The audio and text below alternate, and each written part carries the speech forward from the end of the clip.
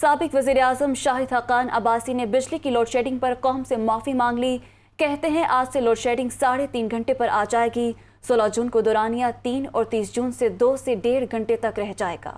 سابق حکومت نے IMF سے معاہدہ توڑ کر ملک پر خودکش حملہ کیا، وہ نیوز کانفرنس کر رہے تھے۔ لوڈ شیڈنگ جو آپ کے سامنے ہوئی ہے، جس کے لیے حکومت اور کابینہ عوام سے معذرت بھی چاہتے ہیں، لیکن کچھ وقت بھی مانگتے ہیں کہ ہم ان معاملات کو حل کر سکیں۔ ہم 21,000 میگا واٹ بنا رہے ہیں، یعنی 4,000 کی شارٹیج ہے۔ 4 گھنٹے سے کچھ زیادہ یومیہ یہ لوڈ شیڈنگ کرنی پڑتی ہے سپلائی اور ڈیمانڈ کو پورا کرنے میں۔ لوڈ شیڈنگ کو انشاءاللہ کل سے کم کر کے 3.5 گھنٹے پر لے آئیں گے۔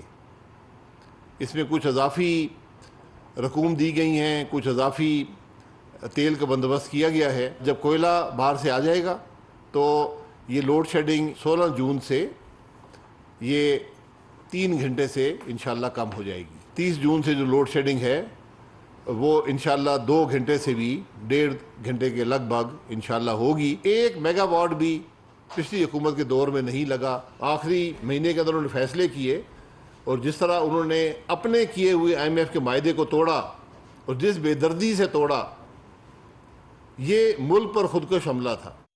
وزیر دفاع خواجہ آصف نے موجودہ حالات کو بہتر بنانے کے لیے ہفتے اتوار تعطیل کی تجویز دے دی۔ جمعے کے روز آدھا دن کام کیا جائے گا۔ خواجہ آصف نے ٹویٹ کرتے ہوئے کہا ہے کہ تیل اور بجلی کی بچت کے لیے ضروری ہے ہفتے میں 4.5 دن کام ہو۔ ہفتہ اور اتوار کی مکمل تعطیل ہونی چاہیے۔ جمعے کے روز آدھا دن کام کیا جائے۔ کام کے دنوں میں دفاتر کا دورانیہ 1 گھنٹہ بڑھا دیا جائے۔ اس سے سڑکوں پر ٹریفک کم ہوگی، تیل اور بجلی کی بچت ہوگی، کفایت جاری کے کلچر کو فروغ ملے گا۔ عمران خان کے متنازع بیان کے خلاف قومی اسمبلی میں قرارداد پیش۔ ریاست سے سابق وزیر اعظم کے خلاف سپریم کورٹ سے رجوع کرنے کا مطالبہ کیا گیا۔ وفاقی وزیر سردار ایاز صادق کا کہنا ہے کہ عمران خان کی پاکستان کو ٹکڑے ٹکڑے کرنے کی بات قابل مذمت ہے۔ معلوم نہیں انہوں نے دنیا میں کس کس کو وہ سیکرٹس دے دیے جو نہیں دینے چاہیے۔ پاک فوج کی ملک دفاع کے لیے ناقابل تسخیر خدمات ہیں۔ یہ ایوان عمران نیازی کی افواج پاکستان کو سیاسی مقاصد کے لیے بدنام کرنے کی کوشش کی بھرپور مذمت کرتا ہے۔ پاکستان کے ٹکڑے ٹکڑے کرنے کی بات قابل مذمت ہے اور مطالبہ کرتا ہے سابق وزیر اعظم کے خلاف ریاست سپریم کورٹ سے رجوع کر کے قانونی کارروائی عمل میں لائے۔ پاک فوج کی ملکی دفاع کے لیے ناقابل تسخیر خدمات ہیں۔ پتہ نہیں انہوں نے دنیا میں جا کے کس کس کو وہ سیکرٹس دے دیے ہیں جو کہ ہمیں نہیں دینے چاہیے۔ وہ چاہتے ہیں کہ افواج پاکستان ان کی تابع ہو جائے۔ اگر وہ نہ ہو تو پھر وہ باتیں کریں جو انہوں نے اب کی۔ وزیر اعظم شہباز شریف سے مولانا فضل الرحمان نے ملاقات کی۔ وفاقی بجٹ، ترقیاتی منصوبوں اور آئندہ کے لاہ عمل پر تبادلہ خیال کیا گیا۔ ملاقات کے دوران وزیر اعظم شہباز شریف نے مولانا فضل الرحمان کو عمرے کی ادائیگی پر مبارکباد دی۔ دونوں رہنماؤں نے ملک کی سیاسی صورتحال اور آئندہ کی حکمت عملی پر مشاورت کی۔ اس دوران نئی وفاقی میزانیہ اور ترقیاتی منصوبوں پر بھی بات چیت ہوئی۔ ملاقات میں قومی اسمبلی اور سینٹ میں قانون سازی اور دیگر امور بھی زیر غور آئے۔ مسلح افواج نے بھارت میں BJP کے ترجمانوں کی جانب سے نبی پاک صلی اللہ علیہ وآلہ وسلم کی شان میں گستاخی کی سخت الفاظ میں مذمت کی ہے۔ ISPR کے director general major general Babar Iftikhar نے ٹویٹ کیا ہے کہ پاکستان کی مسلح افواج توہین رسالت کی سختی سے مذمت کرتی ہے۔ توہین آمیز بیان انتہائی تکلیف دہ، مسلمانوں اور دیگر مذاہب کے خلاف انتہا پسندانہ رویے کا عکاس ہے۔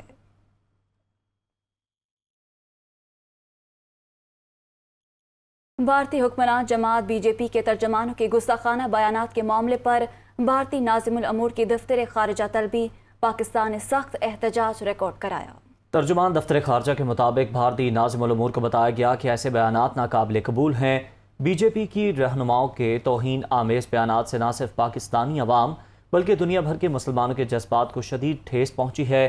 پاکستان کو بھارت میں مسلمانوں کے خلاف فرقہ وارانہ تشدد اور نفرت میں خطرناک حد تک اضافے پر گہری تشویش ہے۔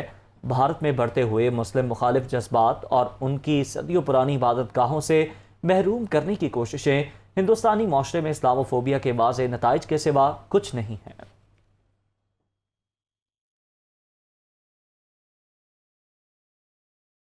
بی جے پی رہنما کے گستاخانہ بیان کے خلاف مذمتی قرارداد پنجاب اسمبلی میں جمع کرا دی گئی۔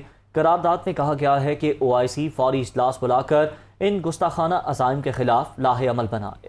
قرارداد مسلم لیگ نون کی رکن سمیرا کومل کی جانب سے جمع کرائی گئی تھی، جس میں کہا گیا ہے کہ یہ ایوان بھارت کے حکمران جماعت BJP کی ترجمان کے گستاخانہ بیانات کی شدید مذمت کرتا ہے۔ گستاخانہ بیان کی وجہ سے دنیا بھر کے مسلمانوں کو گہرا صدمہ ہوا۔ مغربی ممالک کی طرح بھارت میں بھی مسلمانوں کے متعلق نفرت کے جذبات پائے جاتے ہیں۔ پوری امت مسلمہ تحفظ ناموس رسالت صلی اللہ علیہ وآلہ وسلم کے معاملے پر یک زبان ہے۔ وزیر اطلاعات مریم اورنگزیب کا کہنا ہے کہ 4 سال تک ذاتی مفادات کے لیے ملک کو نقصان پہنچایا گیا۔ معاملہ صرف انگوٹھی اور گھڑی تک محدود نہیں، عوام کی جیبیں خالی ہوتی رہیں۔ لوگ آٹا، چینی، بجلی، گیس کو ترستے رہے، یہ نیا الیکشن مانگ رہے ہیں لیکن استعفے نہیں دیے۔ وہ اسلام آباد میں میڈیا سے گفتگو کر رہی تھیں۔ اپنے ذاتی مفادات کے لیے، اپنی ذاتی فائدوں کے لیے، اپنی ویلتھ اور انکم میں اضافے کے لیے کس طرح جو اختیارات ہیں ان کا استعمال کیا گیا، کارٹلز اور مافیاز کی جیبیں بھری گئیں اور عوام کی جیبیں خالی کی گئیں۔ عوام جو ہے وہ روٹی کے لیے، آٹے کے لیے، چینی کے لیے، بجلی کے لیے، گیس کے لیے ترستی رہی۔ کس طرح معیشت ایک طرف تباہ ہوتی رہی، کاروبار تباہ ہوتا رہا، روزگار تباہ ہوتا رہا، اور دوسری طرف انکم بھی بڑھتی رہی، آمدن بھی بڑھتی رہی، امیر بھی ہوتے رہے، ویلتھ بھی بڑھتی رہی، اثاثے بھی بڑھتے رہے، کارٹلز اور مافیا کی جیبیں بھی بھرتی رہیں، لیکن دوسری طرف عوام غریب ہوتی رہی۔ یہ کیوں چاہتے ہیں الیکشن ہو؟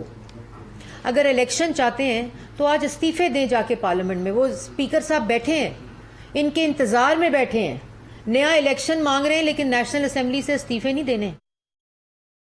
سندھ حکومت نے MKM کا بڑا مطالبہ مان لیا۔ MKM ارکان کی ترقیاتی اسکیمیں صوبائی بجٹ میں شامل کی جائیں گی۔ وزیر اعلیٰ سندھ مراد علی شاہ سے MKM کے 8 رکنی وفد نے ملاقات کی۔ ملاقات کے بعد وزیر اعلیٰ سندھ بلاول ہاؤس چلے گئے اور ملاقات سے متعلق پارٹی چیئرمین کو آگاہ کیا۔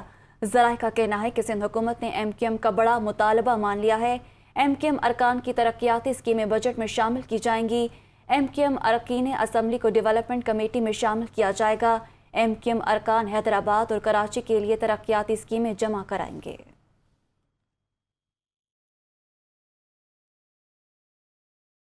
PTI رہنما بابر اعوان نے کہا ہے کہ نیشنل سیکیورٹی کمیٹی میں تسلیم کیا گیا کہ مداخلت ہوئی، تحقیقات کے لیے کمیشن قائم کیا جائے۔ PTI کسی صورت امپورٹڈ حکومت کو تسلیم نہیں کرتی۔ استعفے دے چکے کوئی بھی رکن اسمبلی میں نہیں جائے گا۔ جلد سے جلوس کرنا ہمارا حق، آئین اس کی اجازت دیتا ہے۔ شریف فیملی کے مقدمات لاہور سے باہر منتقل کیے جائیں۔ وہ اسلام آباد میں میڈیا سے گفتگو کر رہے تھے۔ یہ جرم مانا گیا ہے، ایک دفعہ نہیں 3 دفعہ۔ نیشنل سیکیورٹی کمیٹی جہاں سارے ادارے تھے، سپائی ماسٹرز تھے، ہمارے عسکری اداروں کے سربراہ تھے، اور سیولین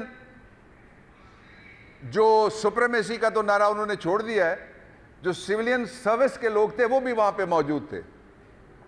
3 دفعہ مانا گیا، اس لیے اس پہ فوری طور پہ ایک کمیشن قائم کیا جائے۔ ہم درخواست کر رہے ہیں صدر صاحب کے خط کے اوپر، اور وہ کمیشن نشاندہی کرے کہ مداخلت اگر ہوئی ہے تو مداخلت کا سہولت کار کون تھا۔ کوئی MNA وہاں پہ نہیں جائے گا، یہ فیصلہ ہے کل کور کمیٹی کا۔ ہم استعفے دے چکے ہیں۔ جہاں ان کے گھر کے پروسیکیوٹرز ہوں گے وہاں اعتبار نہیں کیا جا سکتا، اس لیے یہ مقدمات لاہور سے باہر کہیں ٹرانسفر کیے جائیں۔ خبر ہے کراچی سے، جہاں جیل چرنگی کے قریب سپر سٹور میں آگ لگنے کا یہ معاملہ ہے۔ سندھ بلڈنگ کنٹرول اتھارٹی نے NED یونیورسٹی سے مدد طلب کر لی۔ آگ سے بلڈنگ سٹرکچر کے متاثر ہونے کا خدشہ ہے۔ DG SPCA کی جانب سے یہ کہنا ہے ابتدائی طور پر بلڈنگ کو ناقابل رہائش قرار دیا تھا۔ نقصان کے تعین کے بعد اقدامات کیے جائیں گے۔ NED یونیورسٹی سٹیل ٹیسٹ، کاپو ٹیسٹ اور کور ٹیسٹ کر کے نقصان کا تعین کرے گی۔ خبر آپ کو دے رہے ہیں کراچی سے، مزید تفصیلات بتائیں گے ہمارے نمائندے علی مہدی۔ جی علی مہدی، بتائیے گا۔ جی بالکل، جیل چورنگی پر قائم جو کثیر منزلہ عمارت تھی اس کے ڈپارٹمنٹل اسٹور کے گودام میں آتش زدگی کے واقعے کے بعد بظاہر نظر آ رہا ہے کہ متعلقہ ادارے جو ہے متحرک ہو گئے ہیں۔ D G S B C A کی جانب سے این اے ڈی یونیورسٹی کے ماہرین سے جو ہے اس معاملے میں تعاون کی درخواست کی گئی ہے، مدد طلب کر لی گئی ہے۔ وائس چانسلر کے نام D G S B C A کی جانب سے لکھے گئے مراسلے میں یہ موقف اختیار کیا گیا ہے کہ ایس بی سی اے کے جو آرکیٹیکٹ انجینئرس ہیں، جو ٹیکنیکل ڈینجرس کمیٹی اس کی جانب سے ابتدائی طور پر آتش زدگی کے اس واقعے کے بعد اس عمارت کو ناقابل رہائش قرار دیا گیا ہے اور 3 روز تک اس عمارت میں آگ لگی رہی ہے، جس سے اس کی جو اسٹرکچر ہے اس کو نقصان پہنچنے کا خدشہ ہے۔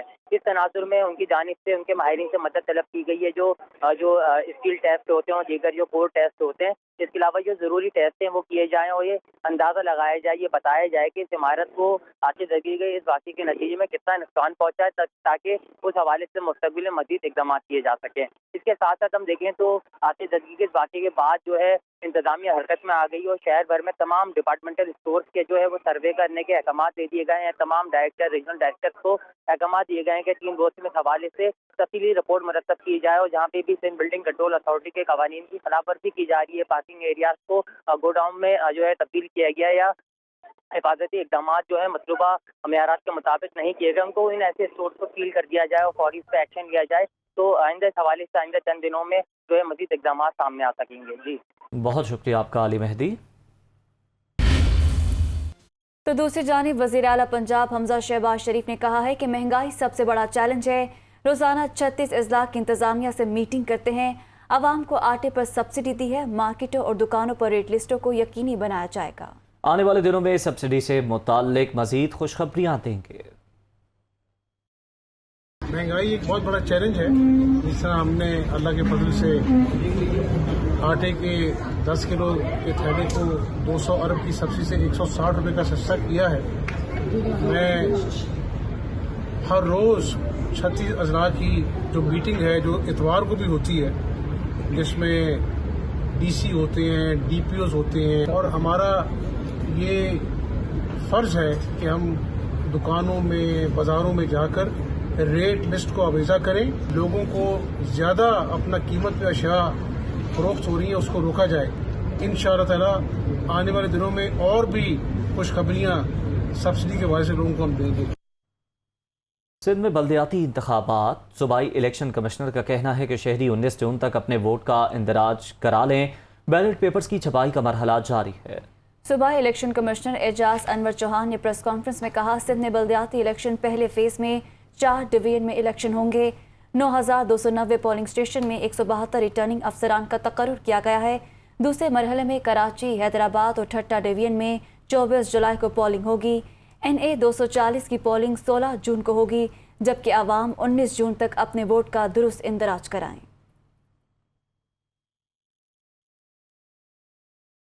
بلوچستان کابینہ نے 3 نئے اضلاع کے قیام، صوبائی وزراء کے اخراجات میں 50% کمی اور پینشن میں 10% اضافے کی منظوری دے دی۔ کابینہ کے اجلاس کے بعد صوبائی وزیر عبدالرحمان کھیتران نے میڈیا کو بتایا، گندم کی 2 لاکھ بوریوں کی خریداری، زیارت میں سیاحوں کے حوالے سے اتھارٹی کے قیام اور پینشنرز کی پینشن میں 10% اضافے کی منظوری دی گئی۔ بلوچستان میں 3 نئے اضلاع، ہب، اوسطا محمد اور کارزات کی منظوری اور پیٹرولیم مصنوعات کی قیمتوں میں اضافے کے بعد صوبائی وزراء کے اخراجات میں 50% کمی کر دی گئی ہے۔ پی آئی اے نے حج آپریشن کا باضابطہ آغاز کر دیا۔ مقدس فریضے کی ادائیگی کے لیے 1080 عازمین حج روانہ ہوئے۔ پی آئی اے کی 6 جون کو اسلام آباد سے 2، لاہور اور کوئٹہ سے ایک پرواز روانہ ہوئی۔ حج آپریشن کے آغاز کی باضابطہ تقریب اسلام آباد ایئرپورٹ پر منعقد ہوئی۔ حجاج کرام میں پی آئی اے اور وزارت مذہبی امور کی جانب سے تحائف بھی تقسیم کیے گئے۔ سعودی سفیر نے طریقہ مکہ سہولت کا بھی افتتاح کیا، جس سے عازمین حج سعودی امیگریشن پاکستان سے ہی کروا کر روانہ ہوں گے۔